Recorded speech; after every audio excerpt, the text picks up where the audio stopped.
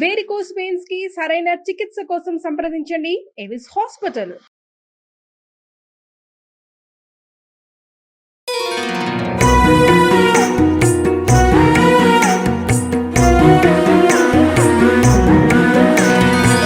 జై శ్రీకృష్ణ.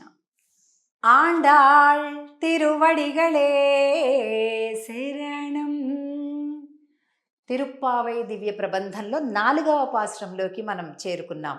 ఈరోజు ఆండాళ్ తల్లి వరుణ దేవుణ్ణి శాసిస్తుంది. అవును, మీరు విన్నది కరెక్టే, శాసిస్తుంది, రిక్వెస్ట్ చేయడంలే. ఎందుకు? భగవంతుడి భక్తి కలిగినటువంటి పరిపూర్ణంగా కలిగిన వారు ప్రకృతిని శాసించగలరు. వీరి మాటలని శాసనంలాగా ప్రకృతి అంగీకరిస్తుంది. అంత గొప్ప ఇదనమాట.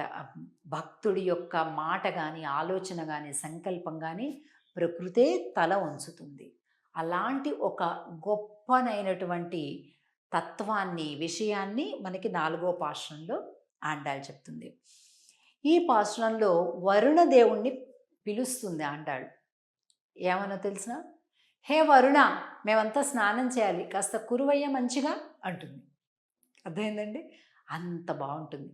ఎప్పుడైనా కూడా ఏదైనా పని గురించి సంకల్పం పవిత్రంగా ఉంటే మన చుట్టూ ఉండేటటువంటి విశ్వం, ప్రకృతి తనంత తానుగా మారి మనకి కలిసి వస్తుంది. కాబట్టి తప్పకుండా ఈ పాశ్రంలో భగవంతుని విశ్వసించి భగవంతుని ప్రార్థించేటటువంటి వాళ్ళకి ప్రకృతి ఎలా సహకరిస్తుంది అనేది ఉదాహరణగా చెప్తూ ప్రతి ఒక్కరిలో కూడా భగవంతుడు ఉంటాడు. అలాగే ఆండాళ్ తల్లి వరుణ దేవుణ్ణి, వర్షదేవుణ్ణి ప్రార్థిస్తూ ఆయన లోపల ఉండేటటువంటి పరమాత్మని దర్శిస్తుంది. ముందు పాసురాన్ని మనం చదువుదాం. ఆజిమజై కన్నా ఒండ్రు నీ కైకరవేల్ ஆழியிழ்ப்புக்கு முகந்து கொடு ஆர்த்து ஏறி ஊழி முதல்வன் உருவம்போல் மெய் கருத்து பாழி என் தோளுடைய பற்பனாபன் கையில் ஆழி போல் மின்னி வலம்புரி போல் நின்றதிரிந்து தாழாதே சாங்கமுதைத்த செரமழை போல் வாழ உலகினில் பெய்திடாய் நாங்களும் மார்கழி நீராட மகிழ்ந்து ఏలోరెంబావాయ్.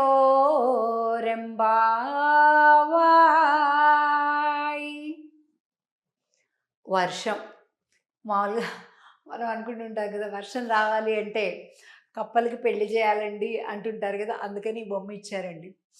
అలాగే ఆజి మజై కన్నా ఒండ్రుని కైకరవేల్. ఆండాళ్ ఏం చెప్తుందంటే, హో వరుణదేవ వర్షించు.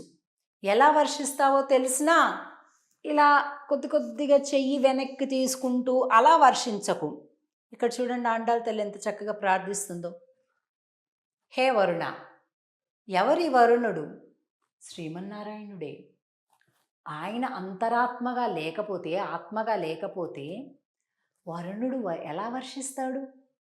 ఇప్పుడు మన విషయంలో కూడా చూస్తే, మన లోపల భగవంతుడు ఉండకపోతే ఈ ఆత్మ ఇక్కడెలా ఉంటుంది? ఈ శరీరంలో ఈ చైతన్యం ఎలా ఉంటుంది? ఉండదు కదా. ఇంకా సర్వాంతర్యామి అయినటువంటి పరమాత్మని తెలియజేస్తుంది ఈ పాసురం. ఇక్కడ ఆండాళ్ తల్లి, మిగిలినటువంటి గోపికలు అందరూ కూడా వరుణ దేవుణ్ణి ప్రార్థిస్తున్నారు. ఇందులో చెప్తుంది ఆండాళ్ తల్లి, ఆజిమజై కన్నా ఒండ్రు నీ కైకరవేల్ ஆழி இழ்ப்புக்கு முகந்து కొడు ఆర్త్ ఏరి. హే వరుణ, కాస్త బాగా వర్షాన్ని ఇవ్వయ్యా అంటే, ఎక్కడి అమ్మా అన్ని నీళ్ళు.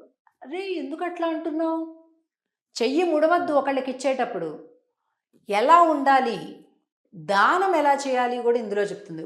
ఊజి ముదల్వన్ ఉరువంబోల్ మెయ్ కరుత్తు. అంటే నువ్వు ఎప్పుడైతే ఇతరులకి ఇవ్వాలి, అందుకోసం నువ్వు సంపాదించాలి. ఎంత సత్యమో చూడండి. వర్షం ఎక్కడ అంటే నువ్వు సంపాదించు. ఎక్కడ సంపాదించాలి? సముద్ర మధ్యలోకి వెళ్ళి మునుగు. హే మేఘమా, లోపలికి వెళ్ళి మునుగు, బాగా తాగు, ఆర్తు ఏరి అంటే బాగా పైకెక్కు, మళ్ళీ గర్జించు. కడుపు నిండా తిన్నాక వచ్చేది ఏంటంటే తేన్పులు, అలాగే అనమాట. ఈ మేఘం కూడా బాగా సముద్ర మధ్యంలో లోతుగా ఉన్న చోటకి వెళ్ళి మునిగి పైకి, ఆకాశం పైకి అధిరోహించి ఒక గర్జన గర్జించి కురువు.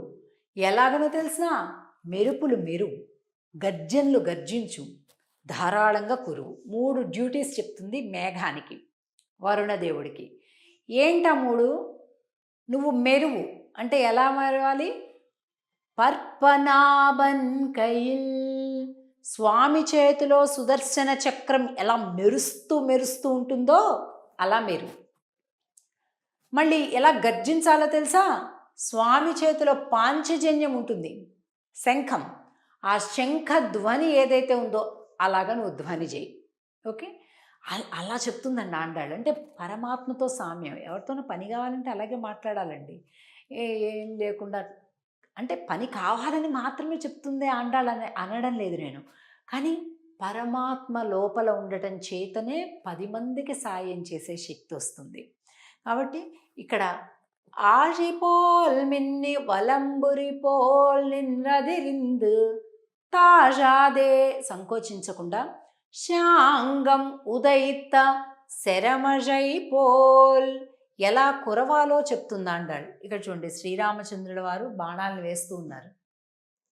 రాముల వారు బాణాలను పట్టుకొని ఖరదూషణాదులను సంహరించడానికి టకా టకా టకా టకా వేస్తున్నారట. ఎలానో తెలిసిన 14,000 మంది రాక్షసులు ఎదురుగా ఉన్నారు. రాముల వారు బాణాలు తీస్తున్నారు. ఆయన చెయ్యి వెనక్కి వెళ్ళటం, ముందుకు రావటం, వెనక్కి వెళ్ళటం, ముందుకు రావటం, ఇది ఎవరికి కనిపించట్లేదట. అంత వేగంగా టకా టకా టకా. ఎలా మరి ఆయన బాణాలు వేస్తున్నాడు తెలుస్తుంది అంటే, 14,000 మంది రాక్షసులతోటి ఒంటి చేత్తో యుద్ధం చేశాడు రాముడు. అప్పుడు ఈయన పడిపోతున్నారు రాక్షసులు, టక టక టక కింద పడిపోతున్నారు. ఆహా, అంటే ఈ బాణం ఒకటి పడ్డదన్నమాట అని అర్థమైంది. అలా అంటే గ్యాప్ లేదనమాట, ఒక్క బాణానికి ఇంకొక బాణానికి మధ్య టైం గ్యాప్ లేదు. అలా కురువు అంటుంది వర్షదేవుణ్ణి. ఇప్పుడు చుక్క కురవడం, మళ్ళీ కాసేపు ఇంకో చుక్క, అలా కాదు. చుక్కకి చుక్కకి మధ్య అసలు గ్యాప్ ఉండకూడదు. రాముడి బాణాలలాగా అంటుంది. ఎంత బాగా చెప్తుంది ఉదాహరణ చూడండి. వాజ ఉలగినిల్ పెయిదిడాయ్ అంటే ఊరు వాడ సంతోషించాలి వర్షం వస్తే. నెత్తి నోరు కొట్టుకొని బాధపడి ఏడ్చేసి ఊళ్ళు కొట్టుకుపోయేలాగా అలా కురవకయ్యా, మంచిగా కురు. పంటలు నిలబడేలాగా, పోషింపబడేలాగా అలాంటి వర్షాలు కావాలి. నాంగళం మార్గజనిరాడ మగిజిందు ఏలో రెంబావాయ్, ఊరు వాడ అందరూ కూడా నీ పేరు చెప్పుకొని ఆనందించి ఈ వర్షంలో మరింత కేరింతలు కొట్టి వాళ్ళ జీవితాలన్నీ కూడా సుఖమయములు అయ్యేలాగా నువ్వు అనుగ్రహించవయ్యా అని వరుణదేవుణ్ణి ప్రార్థన లాంటి శాసనం కదా. ప్రార్థన అంటే మనకి ఇంకంతకంటే మనకి చేత కాకపోతే చేసేది ప్రార్థన, కానీ వారికంటే పెద్దవాళ్ళమైతే చెప్పేది శాసనం. ఈ పాసురంలో మనం ఇదొకటి గట్టిగా గుర్తుపెట్టుకోవాలి. పరమాత్మని దృఢంగా విశ్వసిస్తూ గట్టిగా మన హృదయంలో నిలుపుకుంటే ప్రకృతి కూడా మన మాట వింటుంది. ఇంకా మామూలు మనుషులు ఇవన్నీ ఎంత మాట అండి, అందరూ వింటారు. కాబట్టి అది గెలవాలంటే ఏం చేయాలి, ఇలా చేయాలంటే అన్ని కాదు. భగవంతుడిని గట్టిగా ఆయన పాదార విందాలని దృఢమైన విశ్వాసాన్ని కనుక ఎప్పుడైతే పెట్టుకుంటావో అప్పుడు మిగతా పనులన్నీ కూడా చాలా సులభంగా అవుతాయి. కాబట్టి మనం కూడా అది బాగా సాధన చేద్దాం, ప్రయత్నిద్దాం, ఆ రకమైన అలవాటుని చేసుకుందాం. తిరిగి 5వ పాసురంలో కలుద్దాం. ఆండాళ్ తిరువడిగలే శరణం. జై శ్రీకృష్ణ.